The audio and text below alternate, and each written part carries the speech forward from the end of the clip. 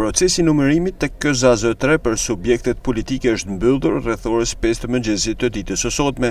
Rezultati përfundimtar nga kjo KZZ, e cila përfshin 47 qendra votimit që i përkasin lagjeve të qytetit të Shkodrës, ka prodhuar këtë rezultat.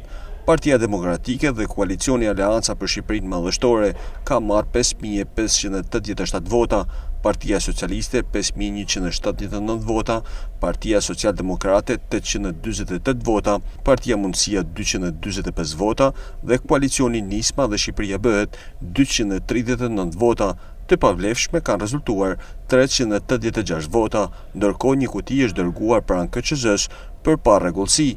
Procesi i cili zgjati rreth 28 orë u zhvillua i qetë dhe pa problematika, ndërsa u ndërprer përgjatë paraditës së djeshme për disa orë për shkak të lodhjes së numëruesve, ndërkohë pas ditën e sotme pritet të nisë një tjetër fazë këtyre zgjedhjeve, siç është numërimi i votave për kandidatët e partive politike, të cilët luftojnë për një mandat 4 vjeçar në parlamentin e ardhshëm. Në KZZ numër 3 të drejtë vote në këtë zgjedhje kishin 31.794 qytetarë, ndërsa morën pjesë 12.912 votues.